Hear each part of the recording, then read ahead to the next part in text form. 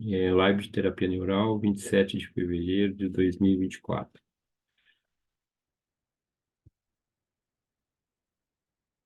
Bem, pessoal, nós, como eu disse aí, nós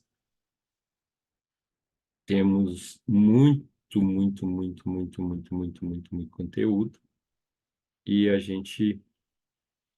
eu tenho um livro publicado aí que foi elaborado na época da pandemia, publicado há um ano e meio atrás, que é terapia neural ou neuralterapia, né? Aplicações e limites. A partir daí, nós precisamos fazer uma abordagem de que a terapia neural ela pode trazer inúmeros benefícios para o seu paciente nos aspectos de dores, né, crônicas, utilização osteomuscular, mas principalmente os efeitos da terapia neural nos aspectos psíquicos. Esses aspectos vai depender, claro, de uma avaliação bem detalhada. É uma avaliação que, sendo possível, ela se retoma até intraútero, né? Trazendo todos esses aspectos até chegar no momento em que esse indivíduo está sendo avaliado. Dentro do histórico, nós temos aí os irmãos Runick, que foram os pioneiros na terapia neural, a partir de uma fratura de fíbula de uma irmã, a partir do momento, e ela tinha uma dor de cabeça, uma cefaleia, uma enxaqueca na região parietal, e a partir do momento em que eles aplicaram a terapia neural para a fratura e para aquela lesão que estava na perna, ela apresenta em questão de segundos, a, a debelação, né, o término da cefaleia. Existem várias teorias que explicam ou tentam explicar a terapia neural. Uma delas é a teoria do potencial de membrana na reação à procaína. Já quero adiantar que nós podemos usar procaína, lidocaína, nepivacaína, que é usado muito na Europa, mas nós não temos objetivo que essa procaína, o que esse, e eu costumo chamar de que esse agente neural terapêutico tenha função de tratar dor ou de produzir analgesia. O caminho não é esse. A gente vê muitas pessoas que trabalham por terapia neural nos seus sites, nas suas páginas de apresentação, usando, né, o termo anestésico, e aí já fica tudo errado, porque o objetivo não é induzir anestesia com procaína. Então, nós temos aqui o potencial de membrana de uma célula doente, que está abaixo do potencial de membrana de uma célula saudável. A partir da injeção, e eu prefiro chamar do agente neural terapêutico, a célula doente e a célula saudável vão ter uma hiperpolarização. Essa polarização aqui é por volta de 70, 80, 90 milivolts, e a célula doente está abaixo disso. Com a injeção do agente neural terapêutico, todas as duas células, né, vão ter esse patamar de platô de hiperpolarização, e a partir daí, passado o decorrido algum tempo, vai cair novamente esse potencial, vai haver uma queda desse potencial de membrana. E aí espera-se que essa célula doente volte, em função da hiperpolarização, ao nível da célula saudável. Então, isso é uma das explicações, temos outras pela matriz extracelular, pela física quântica, mas essa é uma das formas de se explicar a terapia neural. Uma coisa muito interessante é que a partir do processo da, da meca da matriz extracelular, a ação da procaína ou da lidocaína, ou eu vou passar a chamar agora de agente neural terapêutico, ele vai ter uma condição de atuar a nível do DNA, e essa ação a nível do DNA ocorre por uma chamada inativação transcripcional, atuando a nível das proteínas da estona do DNA. E isso traz inúmeros benefícios para as células. Essa proteína estona, ela tem uma função de melhorar, né, todos os aspectos ligados ao núcleo da célula, ao citoplasma, e também melhorar as questões de polarização e despolarização da membrana, mas atuando a nível dessa desmetilização e, consequentemente, promovendo uma melhora das condições internas, tanto do citoplasma quanto do núcleo da célula. Outra coisa muito importante é que a terapia neural ela tem a capacidade de atuar nos chamados órgãos emuctórios.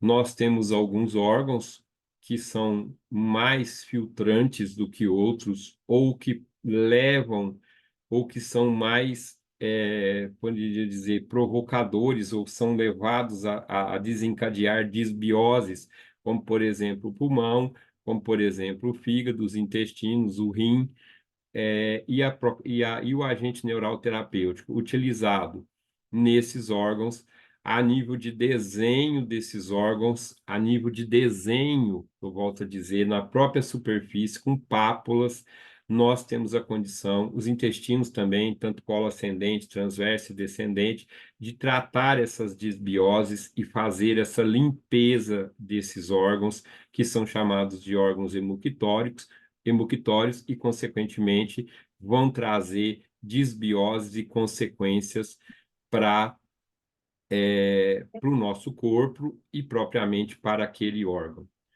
É bem interessante também, aí usando na parte estética, usando em edemas, né, a aplicação do agente neural terapêutico em gânglios. Nós temos algumas técnicas usadas no pescoço, abaixo da clavícula, ou mesmo em qualquer gânglio, na região poplítea, na região inguinal, onde você tenha uma concentração de gânglios, a injeção, né, a aplicação desse agente neural terapêutico vai atuar nos capilares a nível da pressão hidrostática tecidual e, consequentemente, se você está exercendo alguma massagem ou se você quer drenar edema, você vai melhorar as condições de drenagem de edema. Eu vi o que está acontecendo. Desculpa.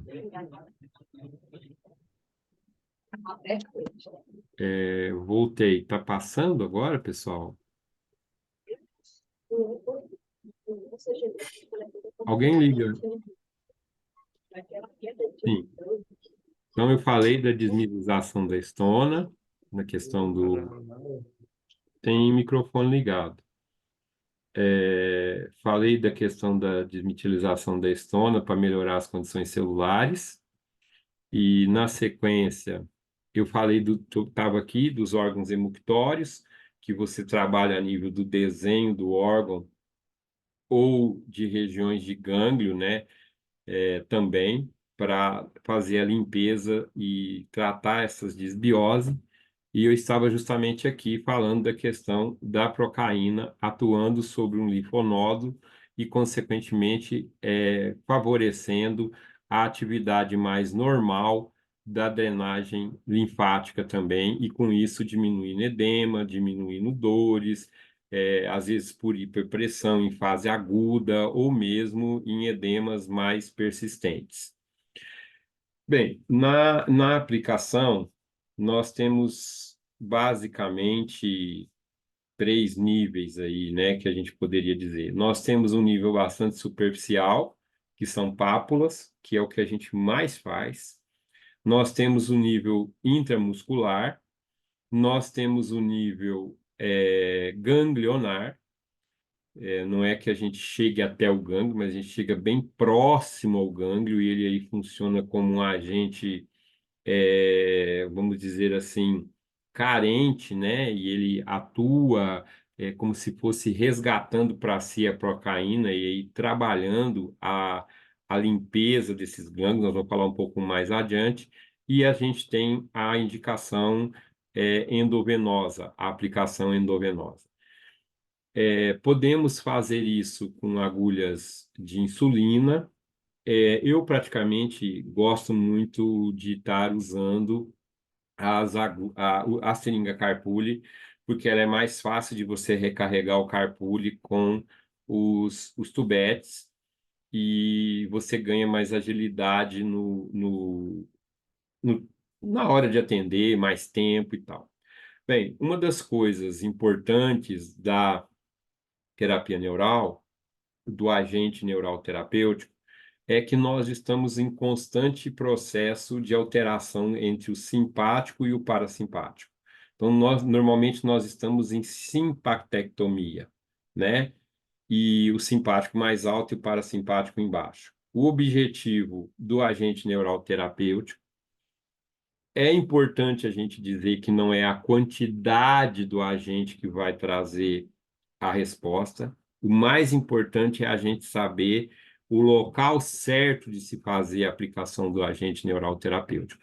Então, consequentemente, o agente neural terapêutico ele vai regular o sistema nervoso simpático, e aí vai trazer reflexo sobre o sono, sobre a sede, sobre as emoções, sobre as necessidades fisiológicas emuquitórias que eu falei agora, sobre a pressão arterial, sobre linfonodos, sobre a libido, sobre a visão, sobre a temperatura corporal, audição, inflamação, secreções, enfim, sobre a matriz extracelular e todas as suas células. Então, vejam que nós temos uma gama de ação dentro desse processo e é importante, eu acho que isso é primordial, entender a modificação que ocorre dentro do nosso mundo interior, dentro do nosso aspecto psíquico.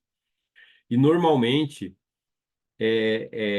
essa cicatriz, né, que a gente pode até chamar de cicatriz psíquica, ela pode acontecer de imediato por um trauma físico, por um trauma emocional, por toxinas, por perda de ente querido, por próprio cirurgias também. E aí, a partir de aproximadamente 3 meses, eu vou começar a ter um imprint visceral e a partir daí, desses 3 meses, mais 3 meses, dentro de 6 meses, eu vou ter esse processo de sedimentação cibernética, que é o distúrbio cinético e a presença da doença.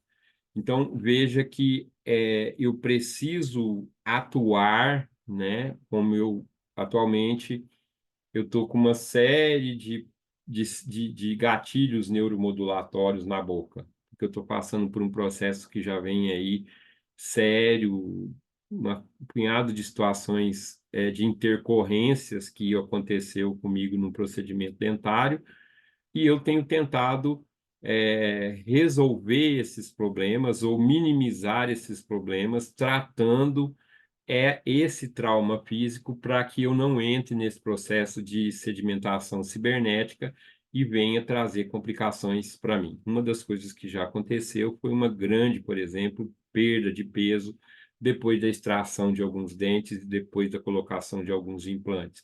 Porque tanto a extração de um siso, quanto um canal, quanto a colocação de um implante, um amálgama, tudo isso pode levar ao que era chamado antes de cicatriz tóxica e hoje é chamado de gatilho neuromodulatório, que nós vamos falar um pouquinho mais à frente. Então, o nosso corpo, ele vive, e aqui a gente precisaria ter mais tempo, mas do nascimento, da primeira idade, da infância, adolescente, idade adulta, e depois numa idade mais de senescência, nós vamos aumentando a nossa inflamação que já existe, ela é basal, só que ela é controlada, mas ela vai aumentando com o passar do tempo e nós temos esse inflame fisiológico, que é um inflame controlado, que pode vir por ser por um dano no DNA, por citocinas ou processos inflamatórios, por estresse oxidativo, envelhecimento, por imunossuficiência. Então, todos esses fatores vão aumentando esse fator de inflamação. E esse fator de inflamação, ele vai ser apresentado por modificações e aumento da proteína C reativa e outros indicativos. E aí nós temos a dificuldade muito grande de controlar essa inflamação. E até existe alguns autores colocando que esse processo inflamatório ele pode ser um fator, em alguns casos, desencadeadores de processos de células neoplásicas que também estão sempre presentes no nosso corpo, mas elas deixam de ser controladas por linfócitos, e aí o paciente vem até a desenvolver um CA. E a gente tem alimentos também, né, como os frutos do mar, camarão, ostra, peixe de água salgada, na verdade, peixe de couro, carne de porco. Esses alimentos todos são fatores de inflamação. Então, eu não estou dizendo que você não possa comer camarão mais, nem que você não possa comer carne de porco, até que porque pela medicina chinesa a carne de porco é importante para tonificar o yang do rim, nós precisamos preservar o yang do rim. Mas, pelo menos durante o tratamento, a gente deve solicitar que esse paciente não ingira esse tipo de alimento, porque ele vai estar nos ajudando. Bem, dentro da nossa anamnese, é muito importante a gente perguntar sobre o sono do paciente, a estrutura do sono, porque nós vamos ver o que acontece quando a gente não tem as etapas do sono, né? O estágio 1, 2, 3, 4, sono REM, e várias coisas durante a noite. Então, eu tenho o estágio 1, que é o mais superficial, ele representa de 5 a 10% de repente, de 8 horas de sono. O estágio 2 é o sono de profundidade intermediária, ele representa 50 a 60% do sono. O estágio 3 é um sono profundo de ondas lentas e funções metabólicas com a produção de hormônio de crescimento, 5 a 9%. O estágio 4 é o sono profundo, e assim como no estágio 3, né, de 10 a 15%.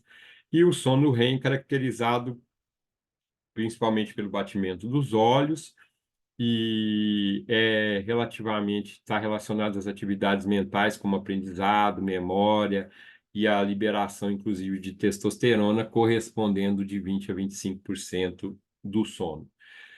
Então, além disso, outros processos dentro do cérebro acontecem quando, por exemplo, nós não tomamos sol e nós não temos a produção na quantidade adequada de melatonina. Então, a melatonina, ela é produzida durante o dia e, consequentemente, liberada à noite, e aí ela traz essa sonolência para induzir, né, o sono. E nós temos algumas técnicas de terapia neural feitas a nível do palato, na divisão do palato mole com o palato duro, aonde, se nós estivermos com os olhos abertos, nós vamos estimular a produção e a liberação, né, de melatonina à noite. Se o paciente ficar com os olhos fechados, ele vai atuar no eixo hipotálamo, hipófise, suprarrenal. Então, nós temos diferentes maneiras de, até no momento de injetar o agente neural terapêutico, nós propiciarmos, induzirmos a nível do sistema nervoso central situações diferentes. É muito importante que, a nível de pescoço, a nível da mandíbula, nós temos muitos gânglios. Isso aqui foi um problema que eu me preocupei muito com o que aconteceu comigo. E, consequentemente, esses gânglios eles fazem a drenagem do líquido céfalo-raquidiano. E o líquido céfalo-raquidiano ele é modificado, ele é trocado 7 vezes ao longo do dia, né? Nós sabemos que a respiração, né, pela boca vai prejudicar a circulação do líquido e outras consequências que nós vamos ver. Então, o indivíduo deve respirar pelo nariz. Com isso, ele vai fazer vibrar um pouco as asas do esfenoide e o líquor vai descer lá embaixo e subir pela marcha, pelo movimento da pelve. Então, esse líquor, ele, além de nutrir o sistema nervoso central, ele vai nutrir toda a medula.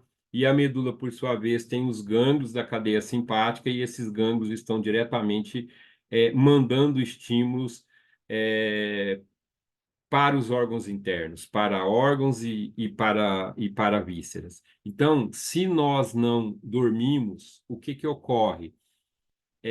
O sono é que faz com que nós tenhamos uma limpeza de resíduos metabólicos do cérebro, porque quando nós estamos acordados, nós temos um aumento muito grande através do líquor, do fluxo linfático de norepinefrina.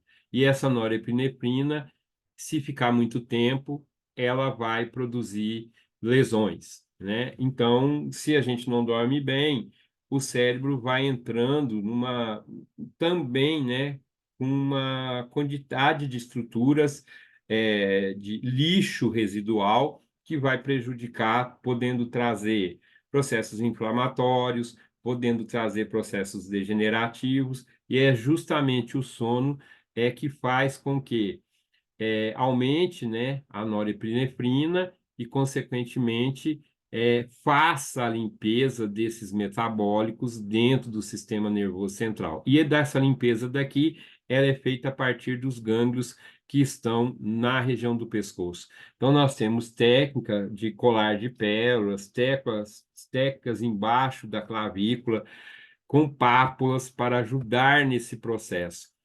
E aí, é óbvio que também é, é, a respiração é muito importante, e os seios nasais e paranasais, eles têm comunicação direto com o líquor, e se nós não respiramos, os seios, eles funcionam como se fosse um carburador de um carro, é ele que esfria o líquor. Então, o líquor ele esquenta, e se a respiração não ocorre adequadamente, pelos seios etimoidais e esfenodais, não ocorre o resfriamento das cisternas encefálicas e, consequentemente, o líquor fica também quente, prejudicando as funções cerebrais e todas as estruturas que são banhadas pelo líquor. Então, os respiradores bucais já têm uma série de prejuízos a nível do sistema nervoso central pelo simples fato de não respirarem adequadamente. Tem crescido muito a relação de microsistemas, nós vamos falar alguns, os microsistemas dos dentes, o microsistema do nariz, os pontos de acupuntura, todos esses pontos, todos esses locais, a crâniopuntura de Yamamoto, a somatotopia do Peter Mandel, nós temos uma série de hologramas que são usados hoje para aplicação do agente neural terapêutico e, consequentemente, trazer os seus objetivos. A aurículo também, né, a parte auricular, muito importante, muito usado também.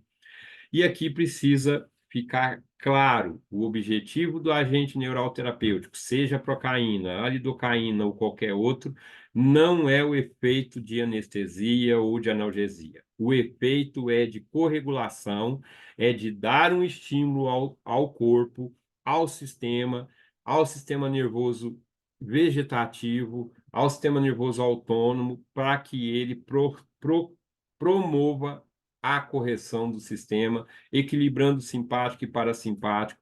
Como na acupuntura, nós temos objetivos bem similares de equilibrar o yin e o yang, então o agente neural terapêutico não tem função de anestesia. A terapia neural ela começou muito a ser usada à distância da região de dor, baseada inicialmente nos dermátomos.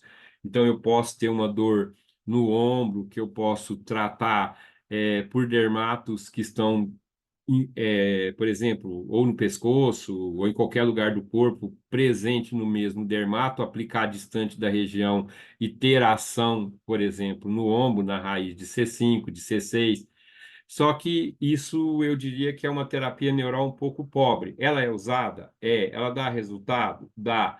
Mas nós temos aspectos muito mais importantes que, a partir da avaliação, pode nos oferecer melhores resultados. Vejam que, dentro daquele processo de membrana, eu tenho o processo de despolarização, ele muda o fluxo de íons para dentro da célula. Então, se eu estou tendo uma despolarização com saída de cálcio e entrada de sódio, e essa sistema está passando por um estímulo irritativo, esse estímulo irritativo, esse hoje é chamado de gatilho neuromodulatório, provocam uma maior quantidade de cálcio saindo e uma maior entrada de sódio. A partir do momento que eu faço a indução do agente neural terapêutico, a repolarização da membrana vai acontecer e vai se inverter. Eu vou ter uma maior entrada de potássio e uma maior saída de sódio. E esse processo ele vai permitir que a bomba de sódio e potássio funcione melhor e, consequentemente, eu tenha respostas também a nível mitocondrial, e nós sabemos a importância da mitocôndria para a produção de energia no nosso corpo. Como age, então, a terapia neural e quais seus efeitos do agente neural terapêutico? Já coloquei um pouco sobre isso, que o principal objetivo é a correção do fator irritativo, mas eu acho que esse esqueminha ele mostra melhor isso. Então, se eu tenho um estímulo irritativo, eu vou ter uma despolarização e o correto seria repolarizar. Só que se esse estímulo irritativo ele for muito intenso, ele for duradouro, ele encontrar um terreno forte, fértil, essa despolarização ela é mantida. Essa manutenção da despolarização celular vai deixar essa célula ou essas células enferma e disfuncional. A partir do momento então, que ela fica disfuncional, eu vou desencadear focos de impulsos de interferência via sistema nervoso central. Vamos dar um exemplo. O cara faz um canal, na hora de selar o canal, ele coloca ali o,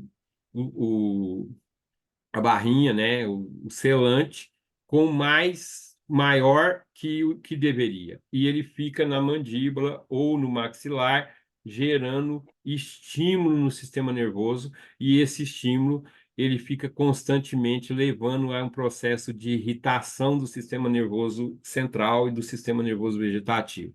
Bem, no caso, se eu não deixar isso acontecer através do estímulo neural da procaína, eu vou ter a repolarização, ou mesmo se isso já estiver acontecendo, eu vou ter a repolarização e a estabilização novamente da membrana e a recuperação funcional daquela interferência que estava acontecendo no sistema nervoso autônomo. Então, hoje, antes a gente chamava de cicatriz tóxica ou psíquica.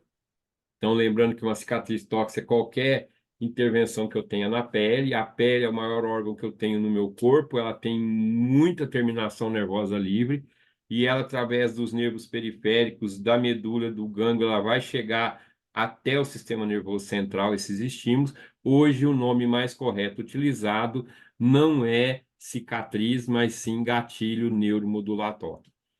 Uma das coisas importantes e que nos mostra se nós estamos no caminho certo é a questão de, a partir da consulta, nós sabermos o que está acontecendo com o chamado fenômeno em segundos de Hunnick, né? Então, o paciente apresentava um grau de dor, eu fiz a primeira consulta, fiz a aplicação, passou um tempo pequeno e a dor voltou, só que ela volta, né? A dor ou o sintoma, o sentimento, ela volta numa intensidade menor. Eu faço a segunda consulta com a segunda aplicação, esse paciente cai a dor, né? E, consequentemente, ele tem um tempo maior sem dor do que na primeira. A terceira, a dor é menor ainda, esse tempo vai aumentando. A quarta, esse tempo aumenta. A quinta consulta, isso desaparece. Em alguns casos, eu posso fazer a primeira consulta, fazer a aplicação e a dor desaparecer. Quando essa dor desaparece de imediato, a gente chama de fenômenos em segundos de Running, mas ele vem acontecendo ao longo de todas as consultas. Então, é importante que eu observe o intervalo que o paciente fica sem sintoma nesse período. Bem, olha os efeitos da procaína no nosso corpo. Ela é um estabilizador e um equilibrador do sistema nervoso vegetativo através de estabilizador de membrana, que a gente viu. Ela é antiarrítmico, relaxante muscular, espasmolítico muscular de músculo lísio, melhora a circulação coronariana, é antiadrenérgico, então baixando o simpático, é anti-inflamatório, vasodilatador, analgésico, capilarizante, antihistamínico. Então, eu posso, até em casos de feridas, banhar a ferida, banhar a cicatrização com o agente neural terapêutico, seguido ou não de laser, seguido ou não de terapia biofotônica. Então, eu posso utilizar a própria procaína para induzir uma PDT, que a gente jornalmente usa o azul de metileno, que tem o nome comercial de Shamilux 5 ou Shamilux 10, né? Então vejam todos esses benefícios como estabilizador do sistema nervoso vegetativo.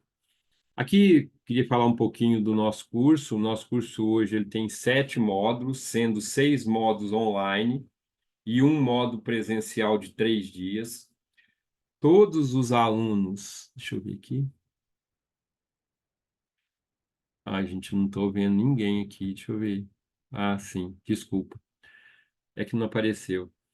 7 módulos, sendo 6 módulos online e um presencial de 3 dias.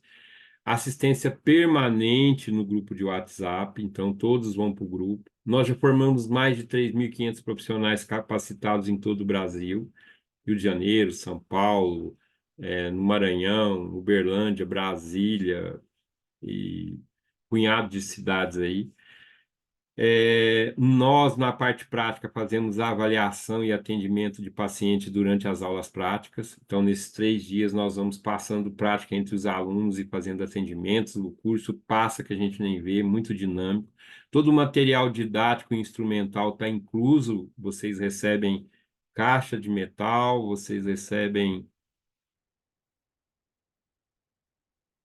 Calma que eu vou colocar. Material didático e instrumental incluso. E também esse livro que eu fiz a primeira edição, mas foi uma edição própria, né? Ele deve sair daqui a um tempo novamente em forma física, mas por enquanto ele está na forma de e-book. Você tem acesso também ao livro de terapia neural para profissionais de saúde. É um livro todo, eu considero ele como um livro texto, né? Mas ele é também um livro atlas, né? Muito ilustrado, muito bastante didático, né? Para que você possa fazer os seus estudos é, até antes do curso mesmo. E todo o material que a gente usa, ficha de avaliação, Atlas, que é o Atlas, que é o Atlas do é, o Atlas de terapia neural, que é o Atlas mais, diria assim, perfeito, né? Que nós temos, vocês terão acesso, a gente traduziu do inglês. Enfim, as aulas gravadas, o material também dos slides, em forma de apostila. Perguntaram com relação a onde acontece. Na verdade, pessoal, o curso ele pode acontecer em qualquer lugar, né? Porque ele tem uma parte online e uma parte presencial. Só que a gente precisa de um número mínimo para que isso aconteça. Atualmente, nós estamos tendo turmas, né? Formando turmas. Agora vou ter uma em Brasília, logo agora em março, turmas aqui em Uberlândia, turmas em São Paulo, turmas no Rio de Janeiro. Então, assim, a gente vai aonde o povo está, né? Como diz o poeta.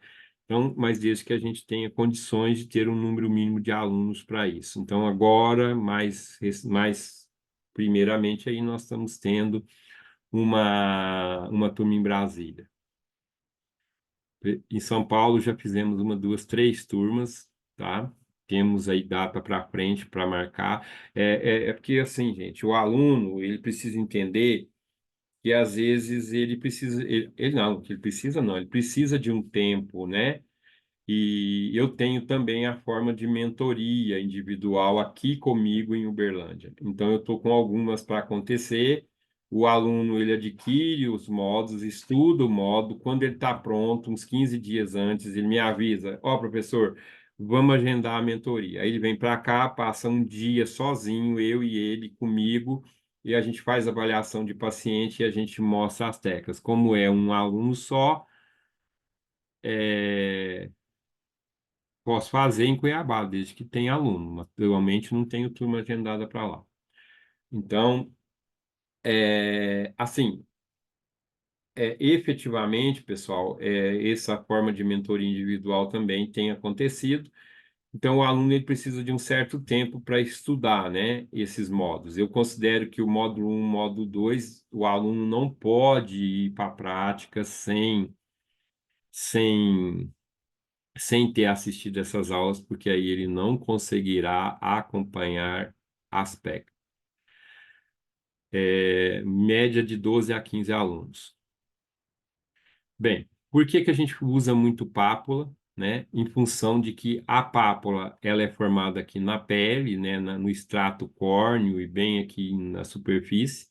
Aqui tem todas as camadas da pele, extrato córneo, extrato lúcido, extrato granuloso, extrato espinhoso, extrato geminativo e derme, justamente pela quantidade de receptores e a quantidade de inervação que nós temos. Bem, a partir daí, fazendo uma avaliação ou a partir de um conhecimento, eu posso usar a terapia neural nos pontos da coluna, os pontos sul, que estão abaixo do cotovelo e do joelho. Eu posso usar na cadeia do vaso governador, em cima das vértebras. Eu posso fazer os pontos Rutu.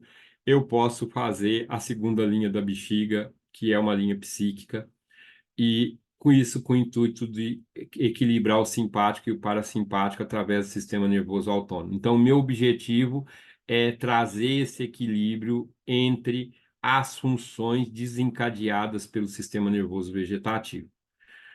Então, os pontos e o sul estão aí os pontos que são usados pelos órgãos e os pontos de órgão e vista. Então, a gente faz aplicação em cima, pápula, em cima do processo espinhoso, faz na primeira linha dos meridianos da bexiga, que está um tsu e meio da lateral, ou na segunda linha para tratar a parte psíquica, por exemplo, a tristeza, a exaltação, a raiva, a obsessão, o pensamento fixo, o medo. Então, nós temos técnicas que é onde a gente pode usar aqui, aqui e aqui. Então, eu teria aplicação de 3 pontos, por exemplo. E também, aqui entre o processo espinhoso e o ponto Beixu, que está a 1,5 tsu, que é essa distância do processo espinhoso, eu tenho pontos bem encostadinhos, que são chamados de Rutu, que são esses pontos também, que vão atuar a nível do dermátomo correspondente, da região do órgão e do gânglio correspondente, de acordo que ele está meio com, né? Metade, isso aqui é 1,5, né? Meio com é a metade da distância da falange média do polegar, medida a partir do processo espinhoso. E aqui vocês têm um exemplo de dos pontos chamados pontos Bichu ou pontos de assentamento ou subdorsais e aplicação em cima do processo espinhoso e em cima da primeira linha da bexiga e da segunda linha da bexiga. Isso pode acontecer ou unilateralmente e eu posso, desculpa, atuar no órgão a partir daqui e na víscera também a partir daqui, tanto no seu aspecto funcional, fisiológico, quanto no seu aspecto energético, quanto no seu aspecto psíquico, emocional. É, as tonsilas, né, e mais particularmente as amígdalas, muitas pessoas retiram as amígdalas e alguns profissionais têm algumas dificuldades no início. Não é bicho de sete cabeças, mas as pessoas têm às vezes algumas dificuldades de fazer o polo amidalar dentro da boca. Como também as pessoas extraem os sisos são os últimos dentes, né? E é o dente 18, 28, 38, 48, de acordo com a numeração universal.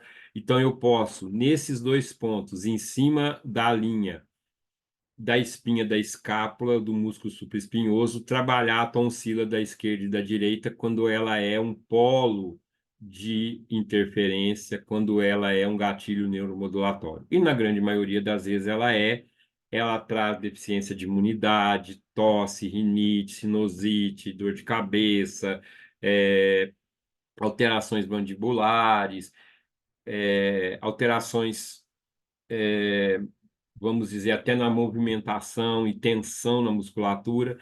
E as cicatrizes dos dentes, o ideal é fazer lá no dente, lá onde foi extraído o dente.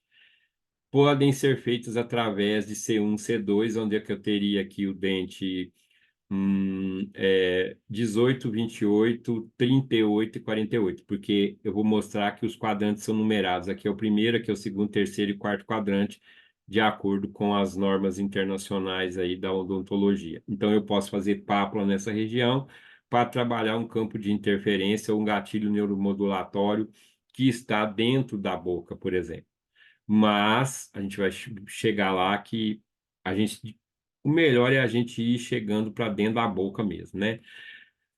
É, a gente tem uma técnica muito interessante, que é como se eu fizesse, abrisse uma janela, como tem aí, e resetar sintomas do paciente, né? Sejam sentimentos, sejam sintomas de, por exemplo, de coto, de engrama, mudar o engrama, apagar o engrama. Essa técnica é chamada de técnica da coroa, corona, girassol, e ela vai reprogramar o engrama. Então, como ela é feita? É assim, eu faço na linha do cabelo, né? O pessoal, na prática, às vezes pega uma tiara, passa um elásticozinho, e de 3 em 3 centímetros eu vou fazendo pápulas em volta de toda, fazendo uma coroa em volta de toda a cabeça, usando uma média de 0,2 ml de procaína por ponto, batendo lá na galha, lá no periósteo, fazendo é, pápulas. Isso, entre outras funções, vai mudar o estado parabiótico para atuação de forma mais direta sobre o córtex, estou admitindo pessoas aqui, e a modificação de engramas. Então, usado em depressão, usado em traumas psíquicos. Então, assim, é muito importante a gente entender a atuação do profissional de saúde sobre esse aspecto com a utilização da terapia neural. E aí, mostrando, né, a aplicação ao longo de toda. É óbvio que você vai pegar pontos de Yamamoto aqui. Quem conhece de acupuntura sabe que tem pontos de Yamamoto, que tem pontos de meridiano, mas o objetivo aí, quem identifica, identifica, quem não identifica é fazer a coroa na linha de implantação do cabelo. Essa técnica é uma técnica de ação psíquica.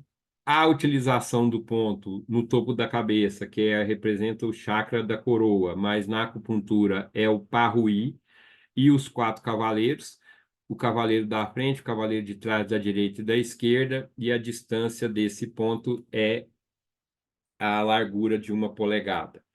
E a aplicação é feita voltada para o ponto. Então, pega-se o ápice da orelha, chega aqui e faz a aplicação no próprio ponto e em volta, né? Como está demonstrado aí, fazendo uma cruz, né? No sentido de uma cruz aí a partir do ápice da orelha, pegando o ponto na linha média da cabeça. Esse ponto tem uma profundação psíquica, além de, pelo axioma, assim como é em cima e embaixo, ele vai fazer com que desça, né, um pouco o ian do fígado. Ele é ponto sedante, ele é ponto para insônia, ele é ponto para alojar o espírito, o Shen dentro do coração, né? Ele é um profundo ponto de normalização no fundo do próprio, de baixar esse simpático e deixar esse paciente mais calmo, mais tranquilo. O Intan também é outro ponto de chakra, que é o terceiro olho. Nós todos sabemos a importância desse ponto na acupuntura e também enquanto ponto de chakra é muito usado e a gente faz uma pápula bem grande aí e ela é rapidamente absorvida. Neste ponto a gente deve fazer a inserção da agulha também até o periósteo. E a gente utiliza também pontos da escola, da nova escola de Yamamoto.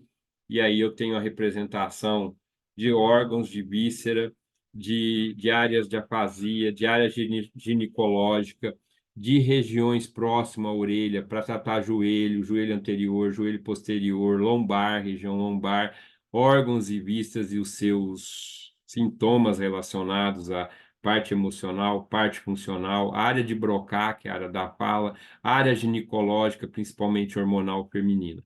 Então, os chamados pontos Y de Yamamoto são todos usados, e aqui você faz pela palpação de ponto Ashi, você também faz pela avaliação dos pontos, esses mesmos pontos dos órgãos que estão aqui, eles estão no pescoço, e eles são doloridos. E aí você palpa aqui, palpa o abdômen, onde esses pontos também são doloridos, para quem conhece Yamamoto.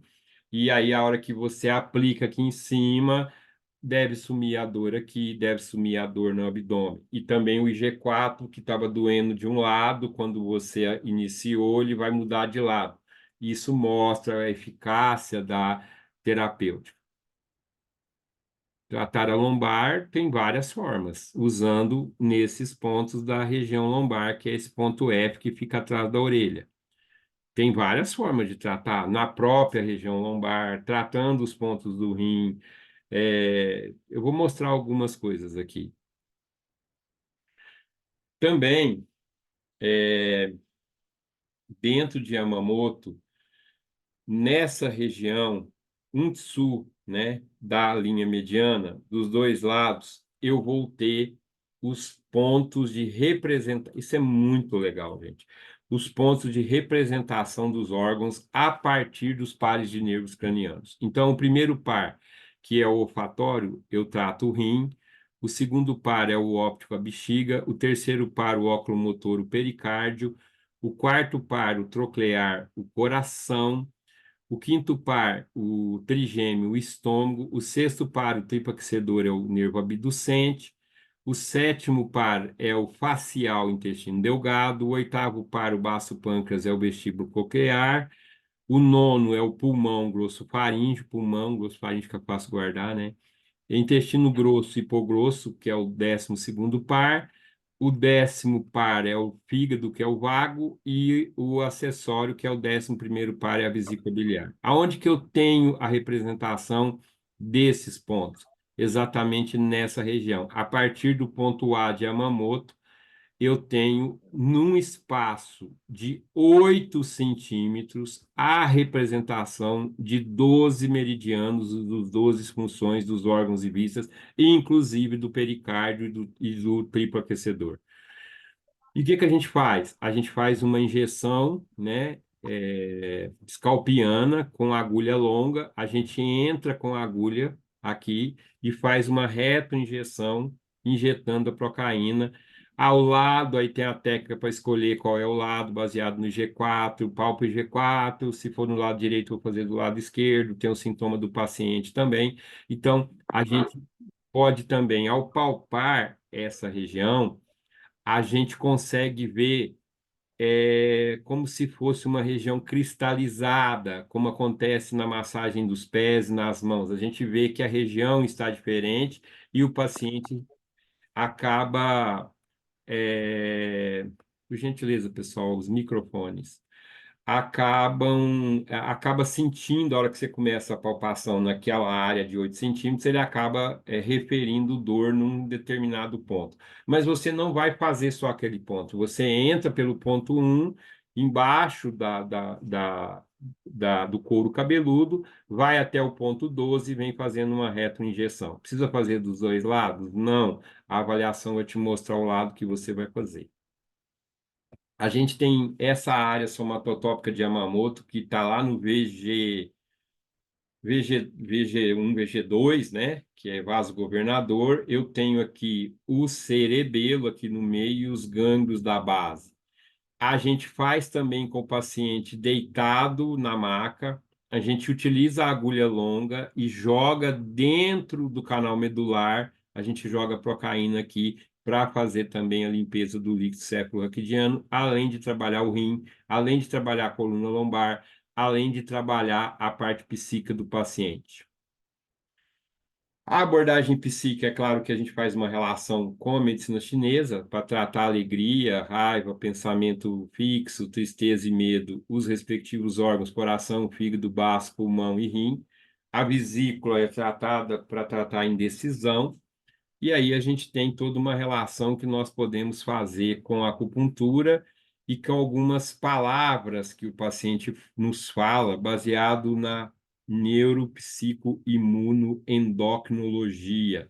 Então, por exemplo, quando ele fala, é um fardo que eu carrego, carrego o mundo nas costas, é uma cruz que eu carrego. Isso vai dar dor na região cervical, desenvolvendo patologias como hérnia de disco cervical, nucalgia, cervicalgia. Não quero ir, mas tenho que ir. Então, topografia, vai dar esporão de calcânio, metatarsalgia, faceite plantar. Quero desacelerar a vida e não posso. Então, essas palavras nos dão o sentido da relação topográfica e da relação patológica que esse paciente pode vir desenvolver. Essa técnica é fantástica, é chamado por alguns de centro frênico, né? Mas é um Y, né? De forma invertida e ela tem indicação para é, desequilíbrios emocionais como medo, tristeza, ansiedade, depressão e a chamada fibromialgia, que, na minha opinião, esse diagnóstico ele encontra-se tremendamente errado quando a gente busca pacientes que desenvolvem fibromialgia eles têm sempre uma história de trauma psíquico que ocorreu antes, ou eles têm cicatrizes propriamente ditas, cicatriz de cesárea, cicatriz de apêndice, cicatriz de tireoide, cicatrizes em qualquer parte do corpo podem levar a esses gatilhos neuromodulatórios, a esse paciente sentir essas dores para todo lado do corpo, e a partir do momento que você neutraliza esse gatilho neuromodulatório, você desaparece com os sintomas somem ou desaparecem imediatamente. É claro que nós temos situações de eczema, de psoríase, de cefaleia, de fibromialgia, de distúrbios neurovegetativos dos mais diversos que são desencadeados a partir de uma incisão, a partir de uma cirurgia.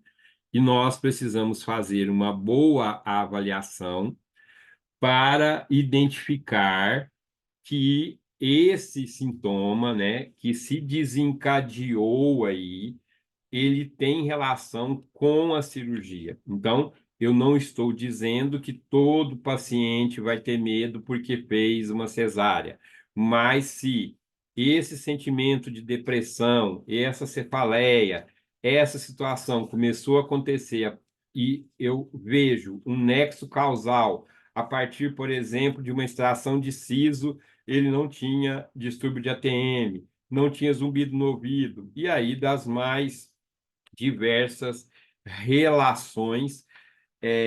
para que eu possa identificar esse nexo causal e, consequentemente, tratar essa cicatriz. A partir do momento que eu bloqueio esse gatilho neuromodulatório, o sintoma irá desaparecer. Inclusive, entre esses pontos que estão aqui, eu tenho o ponto VC17, que é o ponto de acupuntura, eu tenho o VC15 também, VC14, e pontos que estão além na linha do arco costal, na linha diafragmática. Então, essa é uma técnica que a gente utiliza muito, muito, muito, muito. Ou seja, ela é uma técnica, vamos dizer assim, diária, quase que de todos os nossos pacientes, porque são sintomas que estão presentes em todos os pacientes. Tudo isso feito com pápulas, não mais do que pápulas. Aí, esse ponto também é um ponto para ansiedade, é um ponto para mucosidade no coração, para sensação de choro, vontade de chorar, mas não sabe o porquê, peito apertado, né? É, esse triângulo, usado em C3, na borda medial da escápula, na T6 e na L1, é chamado de diamante de Speransky. Esse diamante de Speransky, também feito em pápula, ele é feito para problemas respiratórios, mas ele é usado principalmente para pacientes pós-Covid que apresentam sintomas de Covid remanescente, principalmente pacientes que apresentam tosse.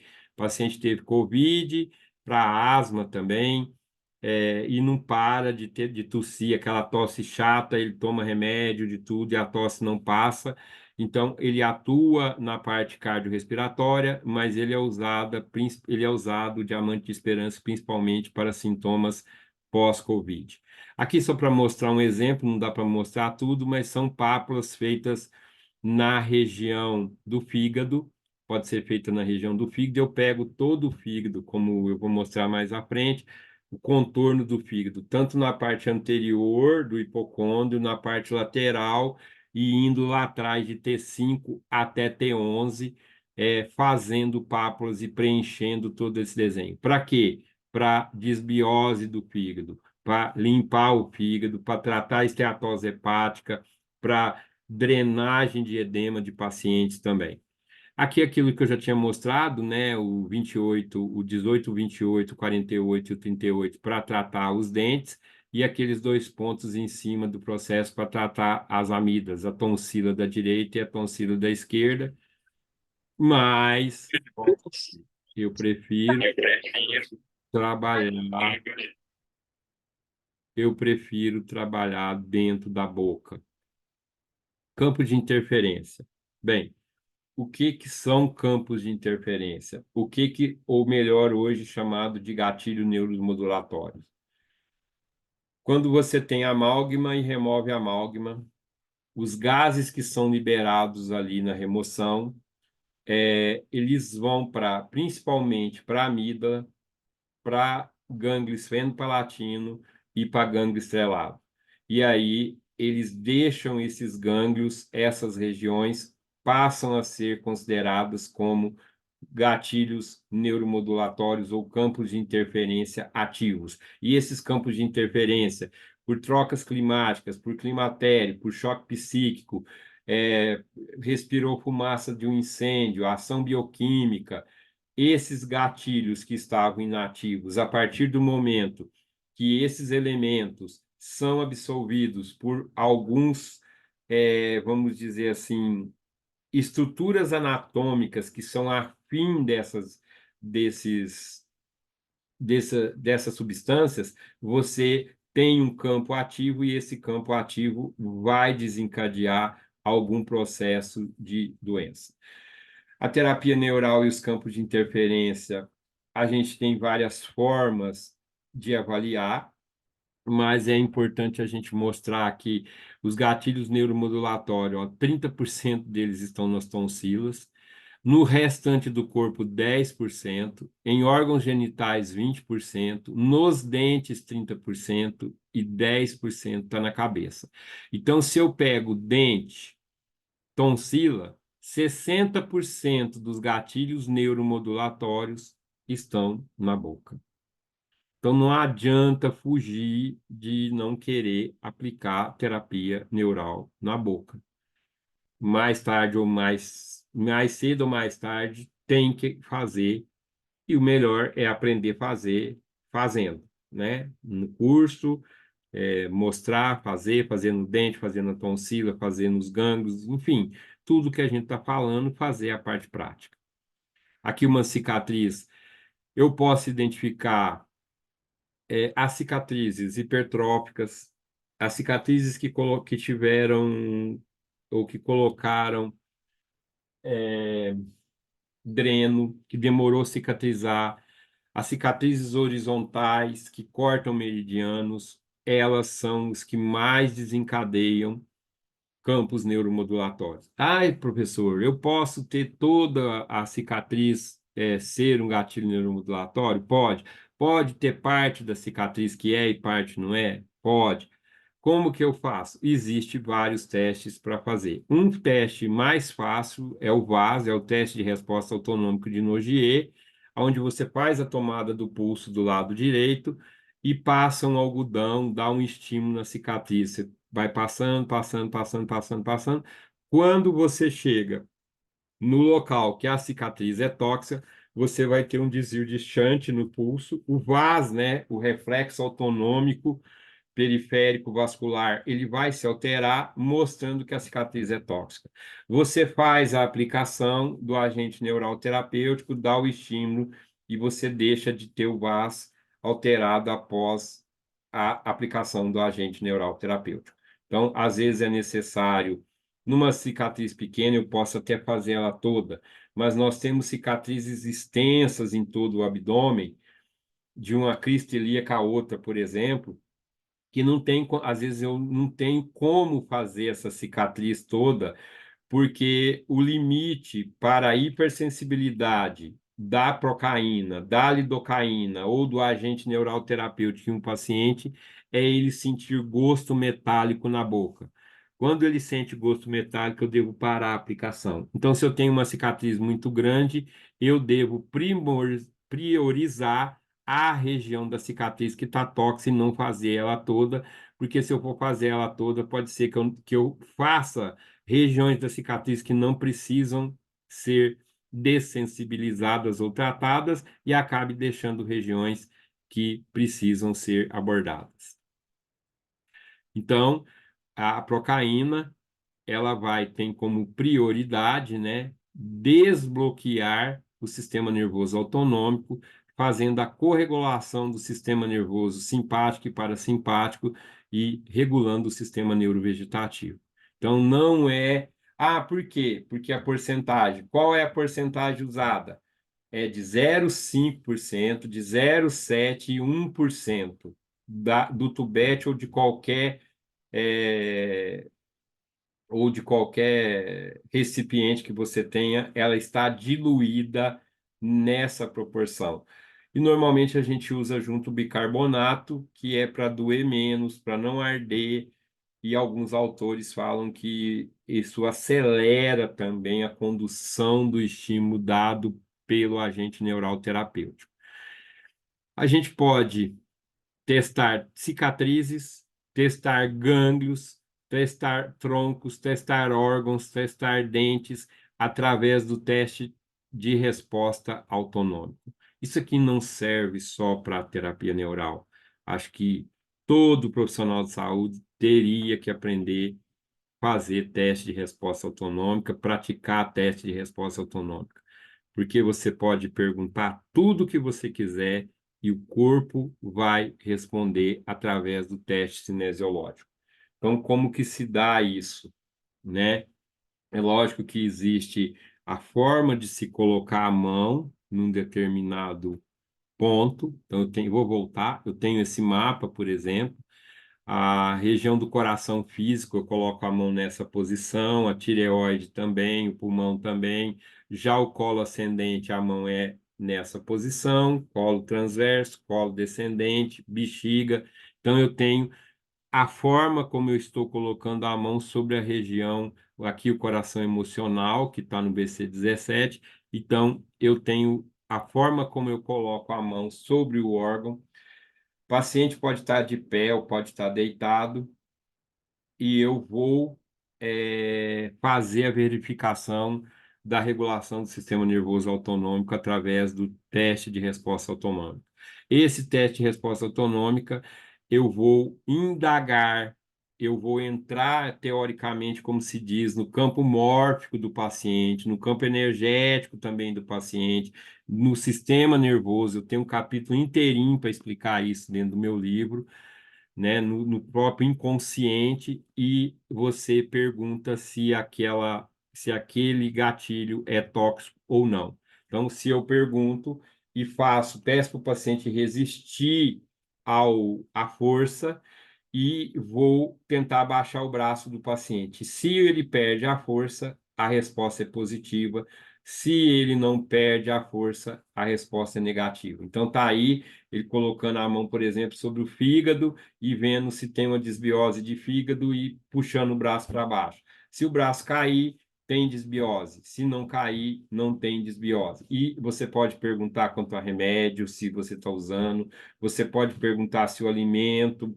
Você pode perguntar quem é acupunturista, fazer avaliação pelos 5 elementos. Você pode perguntar o que você quiser, desde que você faça isso com seriedade, desde que você faça isso comprometido, com atenção voltada para aquilo que você deseja obter resposta. Então, aqui a gente tem alguns pontos que são pontos de acupuntura, ou que são regiões para fazer o teste, na verdade, que são regiões que estão nesse próprio desenho. Uma outra forma também é o ring test, ou o teste do anel, ou Bidort. Mesma coisa, né? Você faz a pergunta e se o anel abrir, perder a força, você tem um teste positivo, e se o paciente não abrir o anel, é porque ele não está comprometido. E existe vários testes para você saber, né? O Bidort é um, você pode usar o Bidort como um testemunho para mostrar que não está tendo interferência. Eu não coloquei aqui, mas também tem essa forma. Então, se eu quero saber se essa cicatriz é tóxica, eu posso só coloco a mão em cima dela e faço a pergunta: a cicatriz na região tal do paciente é tóxica? E vou. É impressionante a resposta disso, né? E as cesarianas, quase todas são tóxicas. Uma coisa muito importante é a questão do barril de Lawrence. Vão ocorrendo eventos que vão perturbando o sistema nervoso, cargas exógenas, campo de interferência odontológica, que eu já citei, desequilíbrios alimentares, cicatriz de apêndice, carga psíquica, e depois uma interferência por uma retirada de amígdala e o barril derrama. E o paciente começa a ter sintomas. Bem, aí eu vou lá e encontro que o campo de interferência mostrado na manifestação da enfermidade é a amígdala. Eu faço o campo amidalar, mas pode ser que depois que eu fizer o campo amidalar, a carga psíquica, por exemplo, por medo, por depressão, seja o campo de interferência. Aí talvez eu vou ter que fazer aquela tecla de Vogler, que é aquele Y de ponta cabeça, né? E pode acontecer então que à medida que eu vou corregulando o sistema nervoso para cada um dos eventos que são gatilhos modulatórios, eu vou esvaziando o barril, e esse campo de interferência ele muda de lugar, e eu tenho que correr atrás dele até deixar o barril vazio para que essa enfermidade não venha se manifestar. Ah, Jean, uma vez desencadeado e liberada uma cicatriz ou um gatilho neuromodulatório, né? Ele pode voltar? Pode. Então, tem uma cicatriz, eu tinha uma paciente que estava com fibromialgia pela cesárea. Eu tratei a cesárea, a fibromialgia sumiu. Aí ela teve uma morte súbita de um neto de 2 anos, a fibromialgia voltou novamente e a cesárea passou a ser novamente um ponto de gatilho neuromodulatório que precisou ser refeito. Não importa o tamanho da cicatriz, pode ser uma cicatriz por ferimento de arma branca, por laparoscopia, por vacina que a gente usava antigamente de revólver, não importa o tamanho da cicatriz. Óbvio que as cicatrizes horizontais são mais tóxicas do que as cicatrizes verticais, né? Aqui você tem um corte maior de meridianos, fígado, baço, estômago, rim, é, fígado, baço, estômago, rim, passa tudo aqui, né? Os meridianos subindo, estômago descendo. Então, essa cicatriz, ela pode ser parte tóxica e parte não tóxica? Pode, né? Mas uma cicatriz cesárea dificilmente não é tóxica. Então, nós podemos usar pontos de acupuntura, podemos usar pontos que nós vamos ver dentro da boca nos respectivos dentes, podemos usar pontos auriculares, podemos usar pontos de Yamamoto. Então, nós temos a relação somatotópica do corpo com a coluna vertebral, então nós podemos transfixar ou fazer pápula na região do anti-hélix, por exemplo, que representa a coluna vertebral na aurícula. E nós temos essa relação muito importante, que é a relação dos meridianos de acupuntura com cada dente. No caso, o dente 16, ele tem relação com o meridiano do estômago e baço pâncreas. Então, uma alteração no baço, no pâncreas ou no estômago pode levar a uma alteração no amálgama no esmalte do dente, produzir cárie, alterar o canal do dente. Do mesmo jeito que um gatilho neuromodulatório no dente pode desencadear sintomas gástricos e pancreáticos. Então, os receptores que eu tenho nos dentes, o sistema estomatognático e a reflexologia estão por questões virais, por problemas hepáticos, por problemas intestinais, por ovário policístico, por do joelho, por diabetes, por arteriosclerose, por Alzheimer, eu vou ter um reflexo na gengiva, no dente, no esmalte do dente, é, nas veias sublinguais que mostra estagnação de fígado, enfim, a boca é um caminho de tratamento para o órgão e o órgão também é um caminho de tratamento para o dente. A orelha, nós temos aí áreas de cicatrizes, né? Que também pode ser usada. Essa área precisa ser usada em toda a cicatriz, que é a área de correção de todas as cicatrizes. E aí tem joelho, variz, apêndice, vesícula, hepatite, dentária, tireoide, cicatriz psíquica, que é aqui embaixo, que é as que eu chamo de cicatriz da alma. Cicatriz no couro cabeludo dificilmente não é um campo de interferência. Então, tem 1000 caminhos para se chegar na montanha. Aqui é terapia neural para desbiose do fígado. Então, eu faço o contorno do fígado, tanto anterior quanto lateral e posterior. Lembrar que desbiose do fígado pode levar a dor no ombro.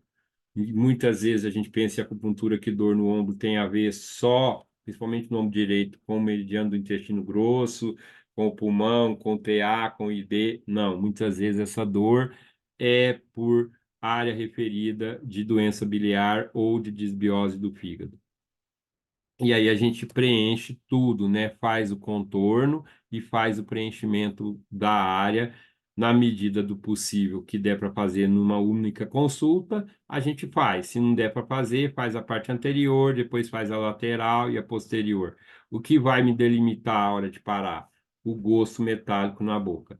O desenho do rim na área do rim também, para tratar as desbioses.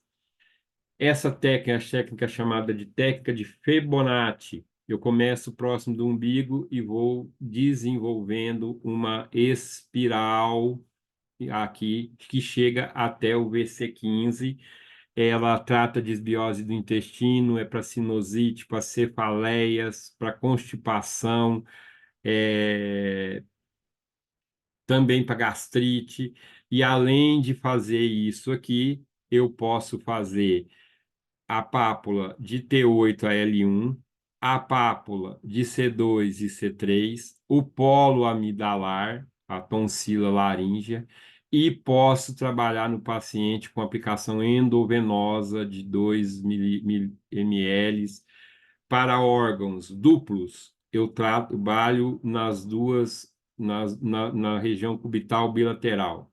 Para órgãos que não são duplos, por exemplo, coração só do lado esquerdo, fígado só do lado direito, rim dos dois lados, pulmão dos dois lados. Então a gente faz aplicação endovenosa também. Aí a gente tem áreas reflexas. Essas áreas que estão mais pretinhas, elas normalmente são trabalhadas, ou seja, elas não podem deixar de ser trabalhadas. As outras eu trabalho se na palpação elas são dolorosas ou são ponto haste, e não deixo de fazer sempre a aplicação intravenosa ou endovenosa do lado da área. Então, no caso, na terapia segmentar cardíaca, eu vou ter esses pontos posteriores e vou ter pontos anteriores e vou ver, aí, ó, vejam que coincide com o meridiano do coração e vou fazer a endovenosa do lado esquerdo. Na pulmonar, essas regiões eu não posso deixar de fazer e fazer a endovenosa bilateral. Ah, por que que é bilateral? Porque o órgão é bilateral. Então, eu jogo 2 ml aqui, 2 ml aqui. A do estômago, mesma coisa, só tem um estômago, então é só do mais para o lado esquerdo, e tratando as áreas específicas de áreas reflexas. Fígado e vesícula também, as zonas de possíveis reações Vocês fecham secundárias. qualquer acordo com ele. E a ferro segue sendo ferro. Por favor, pessoal, vocês estão com os microfones abertos. E as reações segmentares. Essas áreas que estão em alaranjado e onde eu tenho pontos pretos são áreas padrões. Você vai normalmente ter que aplicar. As outras áreas você vai palpando e vendo se você tem áreas reativas. Veja que você tem área até lá na região occipital.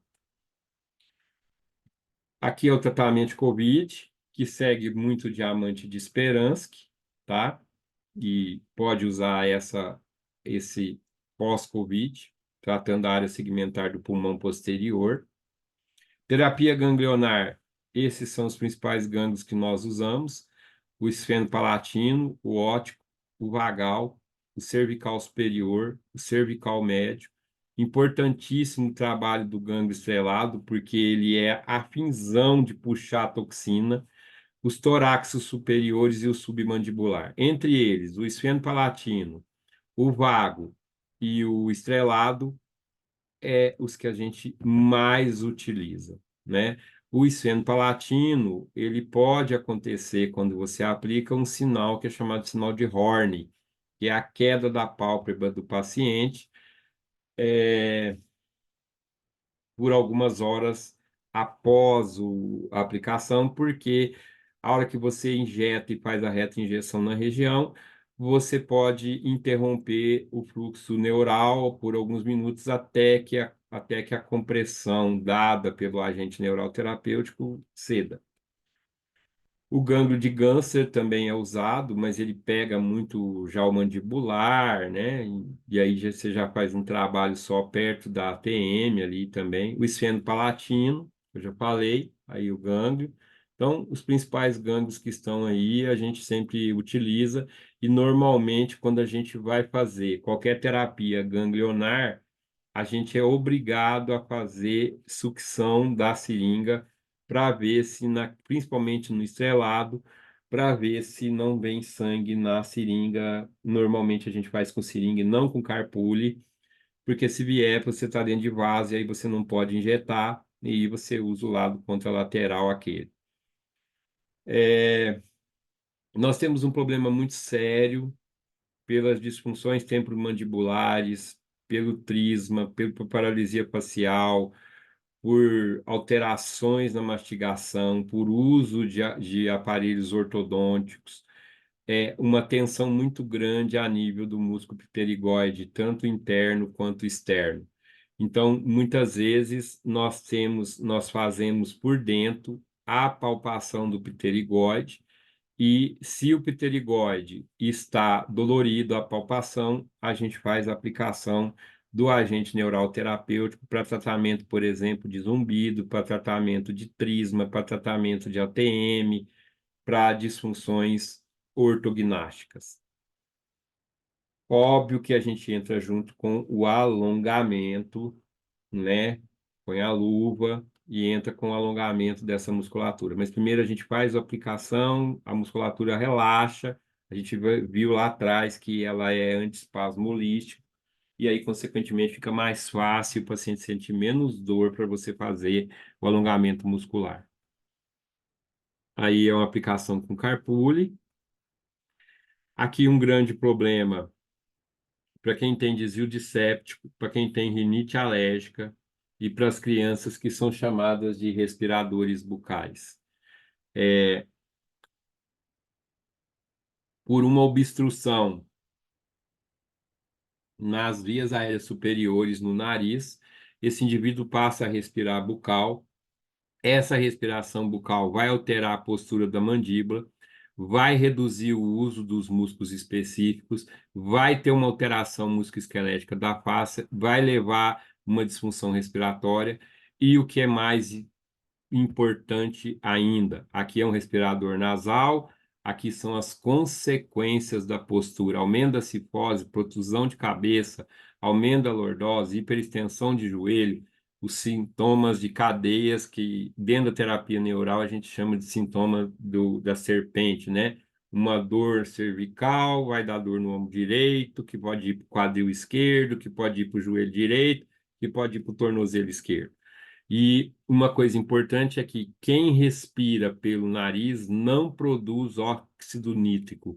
E o óxido nítrico é muito importante como um agente antioxidante para o nosso corpo. Então, consequentemente, vamos envelhecer mais rapidamente. Outra questão é a forma como as mães amamentam os bebês. Isso leva a desencadear a chupeta mais o amamentar com o bebê deitado. Essa forma aí é a forma correta, leva a desencadear tratamentos nos dentes, né, na formação do arco e do palato, e também a estimular os respiradores bucais e não nasais. Então, as mães precisam ser orientadas de que é essa a forma de amamentar o bebê.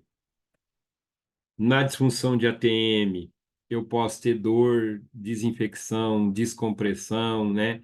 E vai ter uma ação, inclusive, a nível do sistema imunológico, com fechamento da ATM, ativando a resposta celular, de melhora, a partir do momento em que essa ATM, estando bem posicionada, ela estimula a parótida, que estimula a solução, né, a liberação de saliva, e a gente sabe o quanto que a saliva é importante para o nosso sistema digestório. Aqui dentro do sistema facial tem muita coisa para falar, que é a tonicidade da face, e aí a gente puxa e observa a gengiva. As gengivas, elas estão com as faces retraídas. Essa alteração da face vai alterar o sistema nervoso autônomo, vai fazer esse funil, vai alterar a matriz extracelular e o sistema de faces. Então, a mudança de tonicidade, eu posso relaxar todas as cadeias, principalmente a cadeia muscular posterior, fazendo 3 pontos. Isso é fantástico. Você utiliza o VG20 no topo da cabeça, que a gente mostrou, e você utiliza os dois baços 6 que estão a 4 dedos acima do maléolo externo. Quando você faz isso, você libera as faces, todas a face da linha superficial posterior e, consequentemente, relaxando toda essa musculatura. E muitas vezes você tem dores articulares por retenção dessas fáscias, da cadeia posterior que está aqui mostrada, às vezes você tem dor no ombro, então às vezes você tem um paciente que está com dor no ombro por retesamento de fáscia, a hora que você faz esses 3 pontos e ocorre uma soltura da fáscia, você pede para o paciente, ele consegue imediatamente fazer a liberação do movimento que não fazia antes da aplicação do agente neuroterapêutico. Estimulação de glândulas salivares, né? Polo amidalar, a gente pode fazer com inaloterapia. Existe spray de procaína, tanto nasal quanto bucal, só que se a gente for usar aquele antigo compressor, né, aquele hoje quase não tem ultrassônico, não pode passar de 3 a 4 minutos. e já naquele que é os antigos é 15 minutos. E aí você tem, por exemplo, inflamação de garganta, você faz a procaína, ela é um agente anti-inflamatório, ela vai trabalhar a amígdala e, consequentemente, liberar esse gatilho neuromodulatório amigdalar em criança, já que você teria talvez dificuldades para fazer a injeção direta de agente neural terapêutico na amígdala. O nervo vago é um nervo muito importante, né? Ele é o 10º par de nervo craniano, olha lá onde está a origem dele. E ele desce, ó. Isso é importante, ó. Ele desce na região de trapézio, ele desce na região cervical, ele vai inervar pulmão, coração, diafragma e vai até intestino lá embaixo. Então, muitas vezes a gente tem tensões na musculatura e a gente fazendo o nervo vagal aqui em cima, a gente libera essas tensões, promovendo o reequilíbrio simpático e parasimpático a partir do vago. Não pode fazer o vago, desculpa, não pode ser feito o vago bilateral, porque se ocorrer, por acaso, uma paralisia diafragmática, o paciente continua temporariamente respirando com a outra hemicúpula. Eu nunca tive esse problema, mas a literatura fala disso. O gânglio celíaco ele é muito importante, são pontos de acupuntura VC15, VC10 e VC12 que estimulam a produção de enzimas pancreáticas, e aí nós fazemos a aplicação com agulha curta e eu vou entrar também no eixo hipotálamo, hipófise, suprarrenal, e tentando equilibrar o simpático e o parasimpático através da estimulação de adrenalina, ou inibindo, né, ou estimulando a produção de adrenalina e noradrenalina. Então, aqui a gente tem o VC15, o VC12 e o próprio umbigo, e lembrar que nós temos muito mais serotonina no intestino do que no cérebro.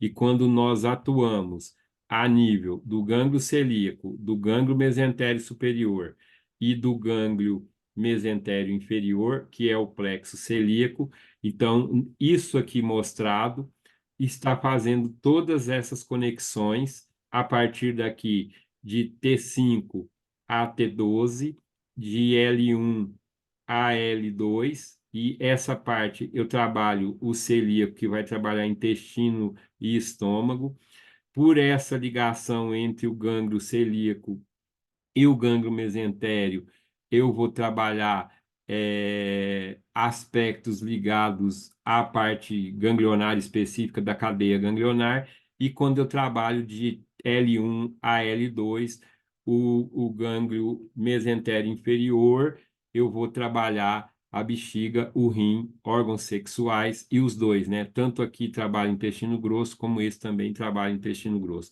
Então, eu tenho uma ação de reequilibração dos sistemas de estômago, intestino grosso, intestino, rim, bexiga e órgãos genitais.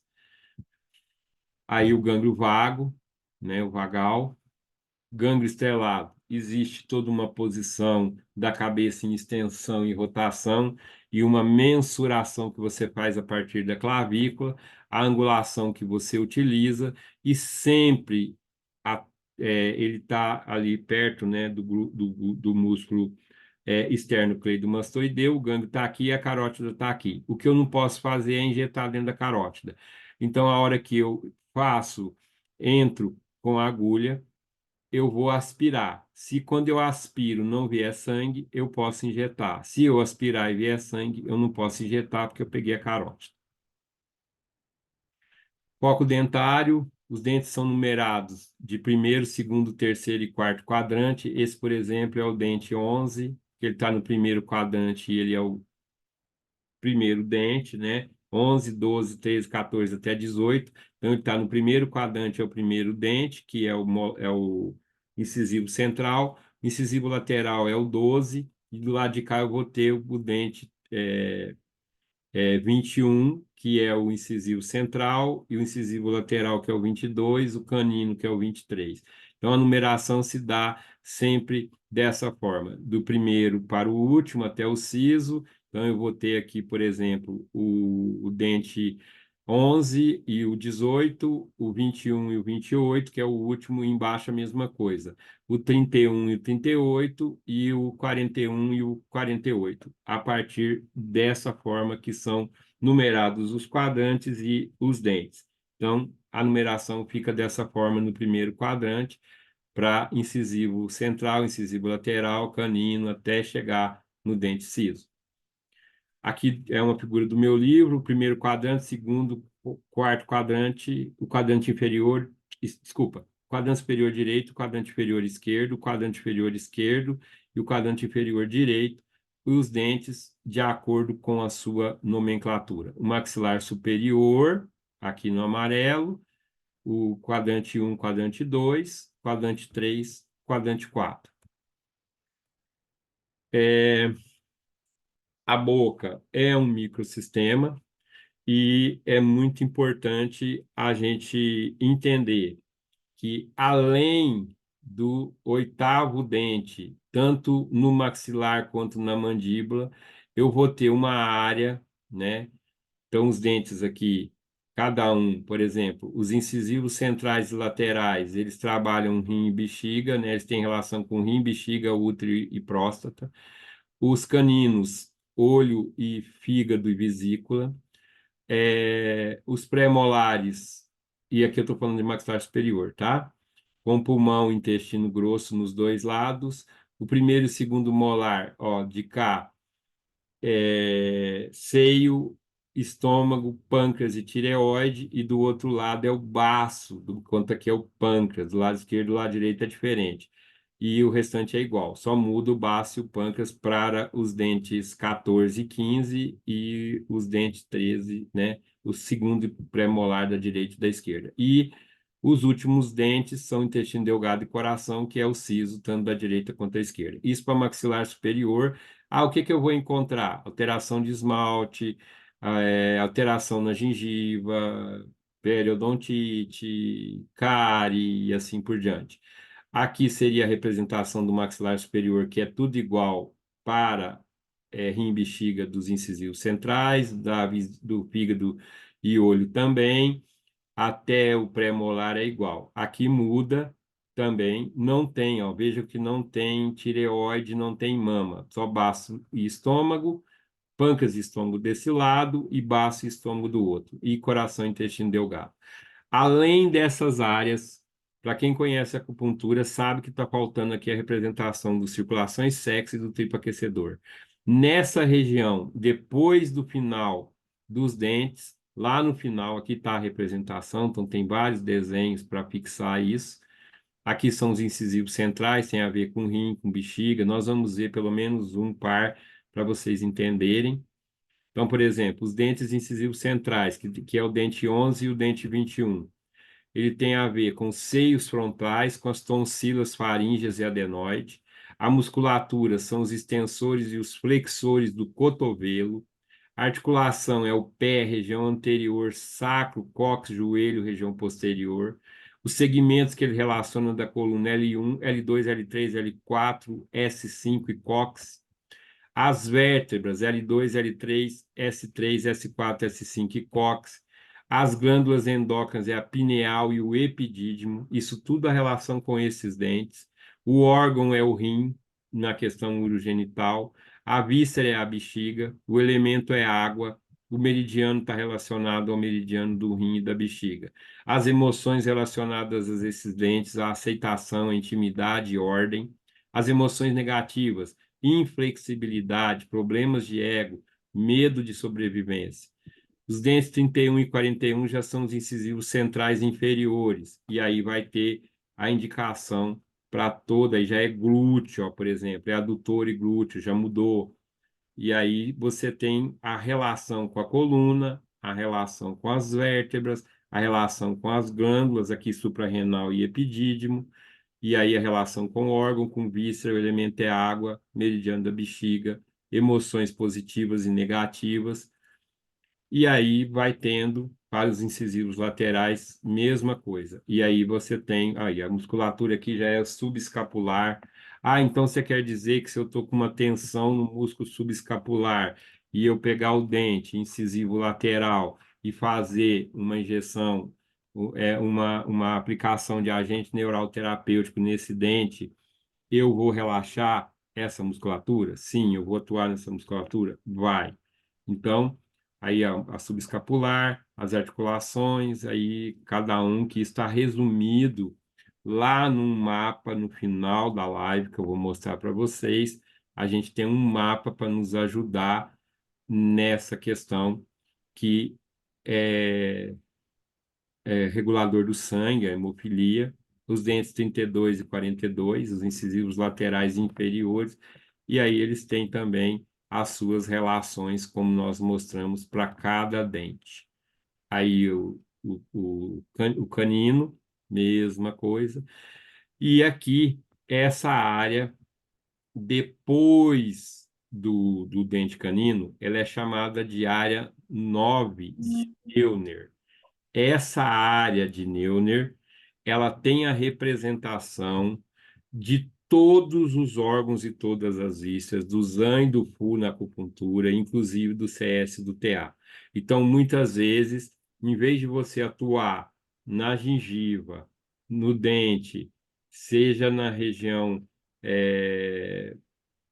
vamos dizer assim, mais fundo de saco ou a região da gengiva propriamente dito, você pode atuar lá na área correspondente ao dente. De repente, você palpa a região aqui, está com dor, você faz a área de neuro, que, por exemplo, é o canino, que representa o fígado, e você desbloqueia o gatilho neuromodulatório daquele dente. Então, a área de neuro é uma área interessante de ser trabalhada. Essas são alterações, por exemplo, no incisivo centrais, o indivíduo pode ter infecção de urina, nos incisivos laterais, alteração no epidídimo, no canino, o indivíduo passa raiva, tem esteatose hepática, eu posso ter necrose, eu posso ter abscesso, essas tensões de fáscia, isso tudo, olha, cárie, eu tenho relação do dente e essas relações vão aparecer na anamnese. Olha como eu tenho estagnação de sangue nesses dentes, cárie no siso, né? O siso é o terceiro molar, ele tem muito a ver com as nossas emoções, com o coração, com o Shen, com o espírito, e todo mundo retira o siso, e essa região é um gatilho neuromodulatório. E aí eu estou mostrando justamente a área depois dos oitavos dentes, que é a área de Neuner, que são esses espaços onde estão esses pontinhos que representam exatamente os órgãos e as vísceras, segundo a medicina tradicional chinesa. Aí a área de neuro representada, então pulmão, intestino, pericárdio, fígado, vesícula, rim, bexiga, estômago, na forma de acoplados, né? Do mesmo jeito que eles se apresentam no pentagrama. Aí o músculo pterigóide, que a gente já falou dele. A questão hoje é saber, eu extraio ou não a amálgama? Se não for um cirurgião dentista que seja integrativo, é melhor deixar. Porque se você não extrair de forma adequada, você vai levar à produção de toxinas na hora que extrair, e essas toxinas elas vão parar ou na amígdala ou no gânglio estrelado, e a partir daí elas podem desencadear doenças, né? Tatuagem nos dentes. Então, os dentes eles têm todos os tipos de receptores que estão presentes no nosso corpo, né? As áreas somatotópicas de Yamamoto, eu tenho essa área somatotópica, essa área somatotópica, essa área somatotópica. Aqui a única diferença é a posição dos pés, como que está, mas eu posso trabalhar nessa região para trabalhar ombro, para trabalhar quadril, para trabalhar cervical e assim por diante. Uma coisa interessante é que essa região do platisma, aqui em cima, se eu trabalhar o platisma, eu vou estar trabalhando os músculos coxígenos. Então, o trabalho aqui no alto, na região do platisma, desenvolve uma ação no baixo, no assoalho pélvico. Então, o assoalho pélvico, os músculos bulbocoxígenos, eles são relaxados e liberados a partir do momento que eu trabalhar a região do músculos infraioide e supraioide, milioide, nessa região do pescoço. Também o sistema de drenagem que eu falei, o colar de pérolas, mais pápula e esse triângulo feito entre o VC17, ponto do pulmão, para drenar edema de qualquer parte do corpo. Vai fazer vai melhorar esse cinturão linfático, vai melhorar toda a drenagem do corpo, de qualquer parte do corpo, da cabeça, dos pés, do abdômen. Então, é uma técnica para drenagem linfática, né? Aí é o uso da TM diretamente. Alguns pontos de acupuntura que a gente utiliza muito fazendo aplicação intramuscular e dá o TT do mesmo jeito, o IG4, por exemplo, o IG5, o fígado 3, o IG5 está aí, o IG11, que trabalha principalmente a energia ROM, né, a distribuição da energia dos alimentos por todo o corpo. O TA5, que é a barreira externa que protege contra a invasão de fatores patógenos climáticos. Pode usar o CS6 também. O E36, o San Intial, que é o ponto do guerreiro, né? Que a gente sabe aumenta o Yan e todas as ações dele. O Yan Linquan, que é o VB34, que é o mestre dos músculos, o Mar da Medula, que é o VB39, que está 3 cuns acima do maléolo interno, que é um ponto de encontro de meridiano do fígado, desculpa, da vesícula, da bexiga e do estômago, o encontro dos Yans, enquanto o baço 6 é o encontro dos rins, que está 3 tissus acima. Aqui encontra rim, fígado e baço. Então, eu peguei alguns pontos mais importantes para mostrar para vocês que a gente pode usar em vaso maravilhoso, em tudo que a gente faz em acupuntura. As áreas segmentares, eu não coloquei todas, mas tem desde C1 até a sacral, e você atuando na coluna, por exemplo, em C1, você tem essa área que está bem didático, né? Atuando a nível do suprimento de sangue, glândula pituitária, ossos da face, e aí vai descendo. C2 atuando diretamente no olho e na face, e vai embora. C3 na mandíbula, para neuralgia, neurite, e aí vai descendo toda a coluna, gente. Eu não coloquei tudo aqui porque é muita coisa, né? Tem todas as vértebras, a torácica atuando no pescoço e na região distal das mãos, a T7 atuando no baixo ventre, a T8 atuando na região gástrica e pulmonar, o fígado na T5, né? E a suprarrenal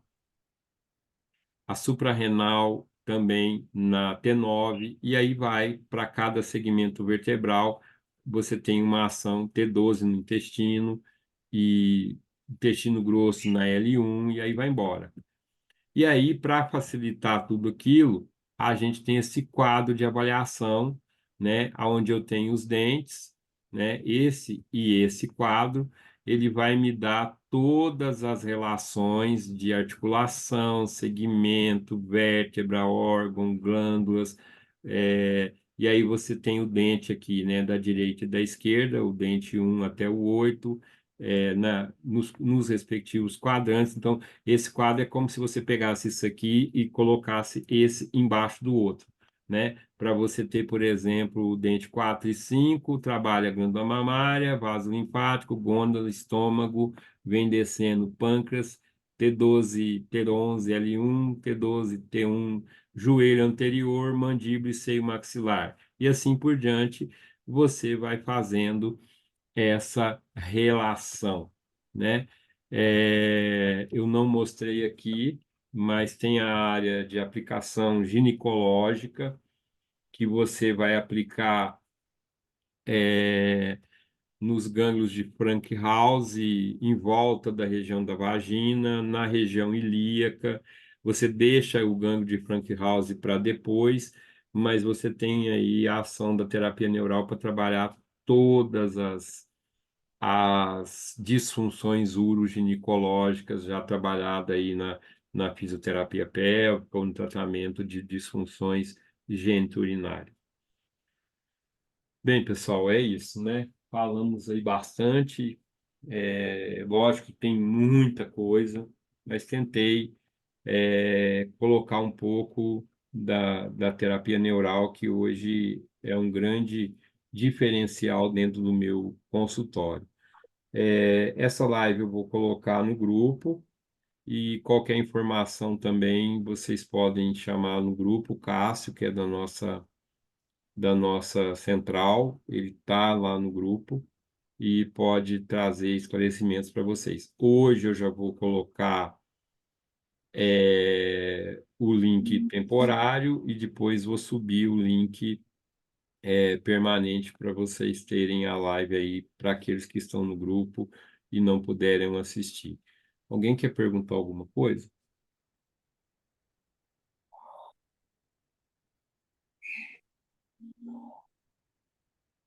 Bem, então, assim, gostaria sempre de repetir essa questão de que a procaína. Sandra levantou a mão, pode falar, Sandra, não tinha visto, desculpa. Oi, imagina. Boa noite. Desculpa, eu não consegui assistir tudo, mas eu queria saber como que é esse tratamento para bronquite crônica. Ele também atua nisso?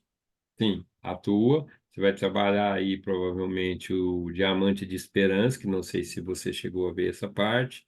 Vai fazer aplicação às vezes quinzenal e às vezes mensal de procaína endovenosa e ver se existe alguma relação dental com algum dente que possa manter essa relação com o pulmão, ver como é que tá, se usou aparelho, se não usou, aí tem que fazer uma pesquisa, uma avaliação muito detalhada e verificar quais são os gatilhos neuromodulatórios que estão ocasionando isso. Não sei, vou dar um exemplo. O gatilho neuromodulatório pode ser alguma questão psíquica que teve mais na infância, mais cedo, desenvolveu, aí teria que fazer coroa, aí depende, tem que fazer uma avaliação para ver o caminho que vai se tomar, mas existe ação e provavelmente esse campo de interferência ele pode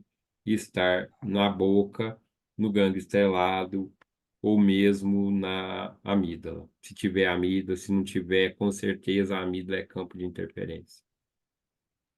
Obrigada. Mais alguma pergunta, pessoal? Bem, como eu estava dizendo, não quero deixar claro que a quantidade de agente neural terapêutico diluída que você tem num tubete ou em qualquer frasco que você use de meio, de 0,7, que é o que a gente mais usa, ou de 1%, não tem função de produzir analgesia nem anestesia. Não é para isso que você está aplicando. Você está aplicando para induzir um sintoma, é um efeito de autocura. A terapia neural é uma prática integrativa que vai equilibrar o sistema autonômico, né, o sistema simpático, parasimpático, o sistema neurovegetativo, e é a partir desse reequilíbrio do sistema é que você vai desencadear o processo de cura. Não tem função de anestesia, não tem função de analgesia. E está cheio de sites de profissionais que estão aplicando. Eu não sei se encontram esse jeito mais fácil para explicar para o doente, mas não é. Tem que mostrar e tem que começar a tratar dessa forma. Tem que entender que é um reequilíbrio do sistema nervoso e não o efeito de analgesia, de anestesia. Ah, mas eu posso fazer aplicação é, musculoesquelética, na articulação, pode, ajuda, vai resolver o problema também, vai, mas eu tenho que buscar, às vezes, a menor quantidade de agente neural terapêutico, você tem a maior resposta e o fenômeno em minutos ou em segundos, dependendo de você achar o lugar correto para agulhar e para injetar, às vezes meio tubete é suficiente. Então, o que é mais importante é colher a história, fazer uma boa anamnese, fazer os testes de resposta autonômica, encontrar realmente qual é o gatilho neuromodulatório que está desencadeando aquele problema. Bem, fico por aqui. Agradeço vocês, né, por estarem aqui hoje. O grupo tinha muita gente, mas são as pessoas interessadas. Qualquer dúvida, vocês podem entrar em contato direto comigo. Eu estou no grupo, o Cássio também está. Eu estarei sempre à disposição de vocês. Muito obrigado pela presença. Espero que eu tenha conseguido passar um pouco da amplitude, com o Cássio, você vê valor de curso, da amplitude, da capacidade da terapia neural como um agente corregulador do sistema nervoso autonômico e os benefícios que isso vai trazer, a abertura que isso vai trazer para os seus pacientes. Muito obrigado mais uma vez por. Eu sei que tem gente que assistiu o live ontem que está aqui, sei que tem gente que só está aqui hoje, mas muito obrigado. Um beijo no coração de vocês e qualquer coisa eu estou à disposição. Boa noite. Eu ainda vou colocar hoje o link da live. Quem perdeu pode pegar do começo. Tá bom? Muito obrigado. Obrigado mesmo. Espero que a gente se encontre em outras oportunidades aí. Até mais, boa noite.